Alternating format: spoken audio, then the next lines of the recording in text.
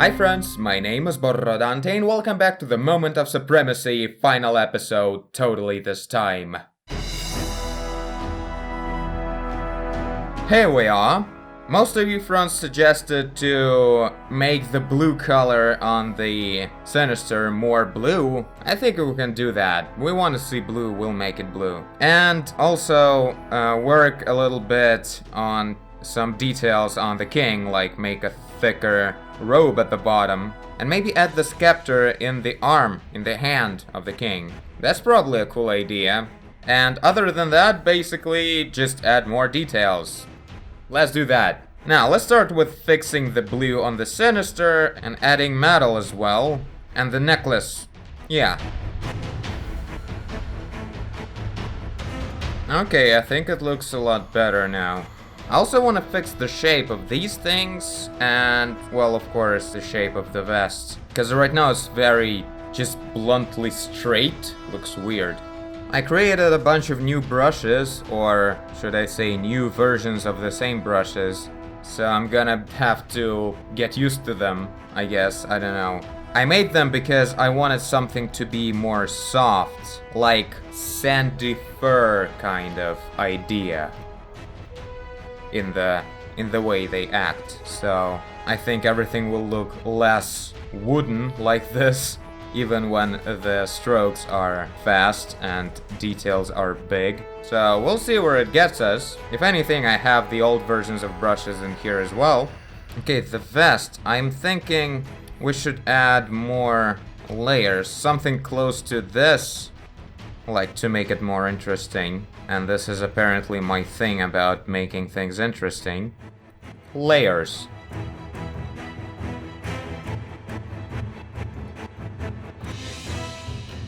Okay, I don't know, some weird exoskeleton mess. Let's give it a rest for a minute. And now let's add the necklace.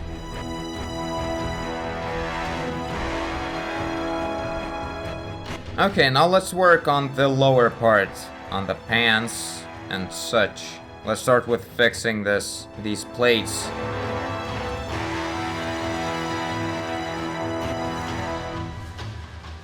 Okay, and now let's add more metal everywhere to get rid of the brown color.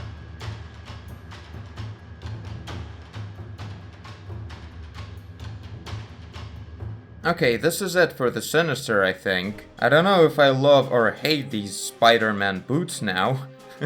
But I guess they're here to stay. It's time to finish this. Now let's add the scepter and then just make everything explode with nonsensical details. Now let's not forget the black ring.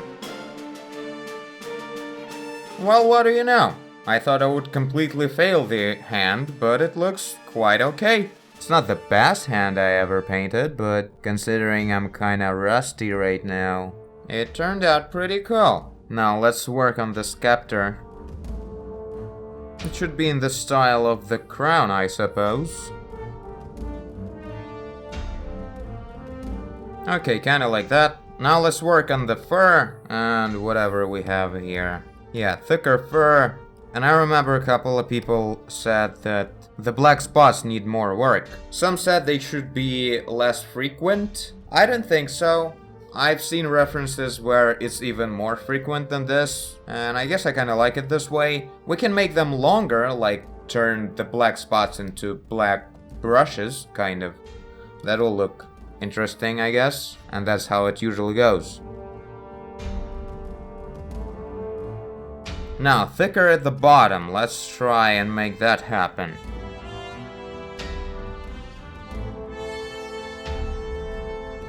Okay, this looks thick enough, I think. Only a bit too, I don't know, too rough for a cool fur. Should make softer, bristly details here. Okay, I think I like it. Yeah, looks a lot richer. A bit too rough in here still. Yeah. Now let's add the last sharp detail that we have planned for today, and everything else is going to be just an impro. But I wanted, this is just my own note, I wanted to continue the wine on the right side of the sword, because right now it kinda looks weird. Like, why would it stop exactly where the sword is? I guess it kinda makes sense, but not really. I mean, sword would make some kind of an obstacle. Well, whatever, it will look better if there would be a bit of wine in here as well, right? And the sword will be kind of like in blood, but not really. So, I think it's a good idea. So let's add that.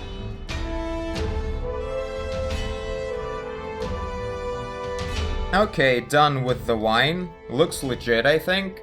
Alright, it's time for the finishing line. We'll do, I don't know, we'll spend about an hour adding as much details as we can all over the place. And when the time runs out, we just stop because we have to drop this piece already. This is ridiculous now. Let's probably start with this garden, then move on to everything else.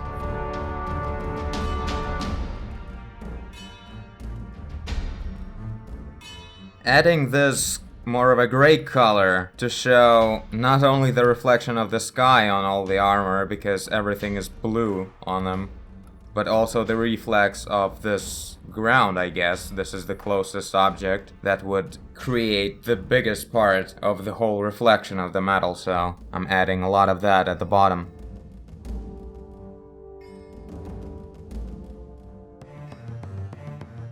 Oh, this looks way nicer now. A pleasant feeling of accurate details.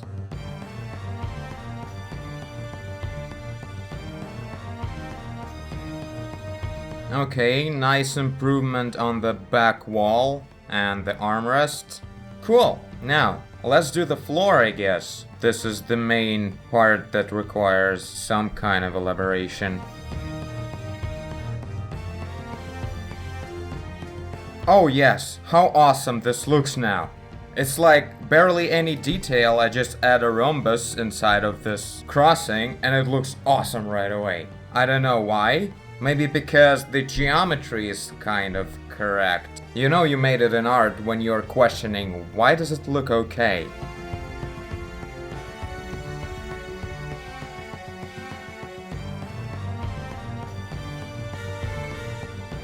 So I'm adding some kind of air perspective, but a local one. It becomes more opaque, close to the edges of the main objects. And also it's kind of basically a layer of dust that came up during the fight. So it looks more dynamic thanks to that. It's really cool.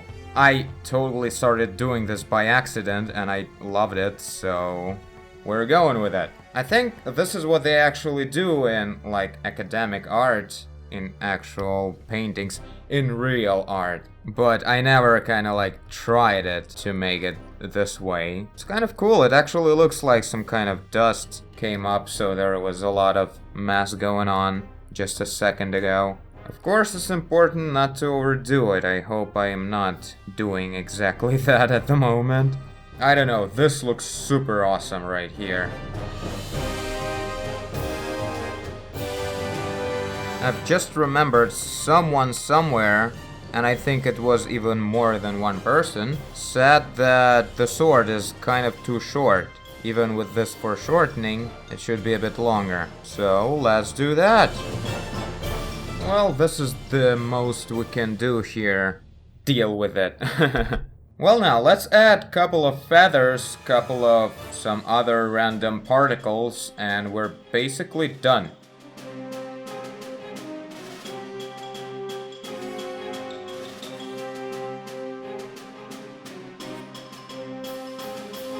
Done! Oh god, I can't believe it's finally over. Well, I gotta say, this painting turned out to be way bigger than it should have been. A bunch of stuff still feels like it would use some work, but I don't know. I think it's time to call it done and move on, because this is ridiculous.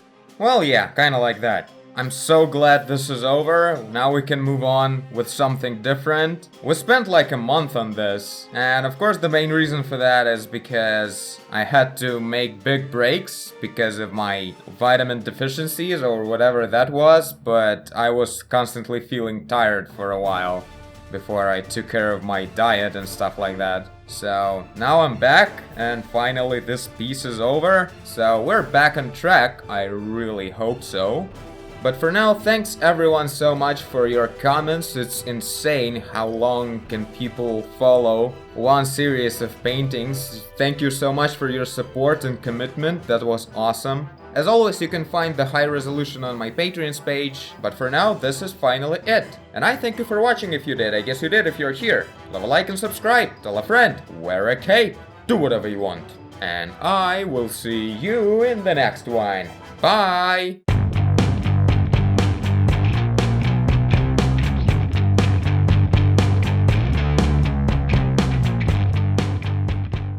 Holy crap, I have to come up with an idea for a new painting now. I forgot how to do that.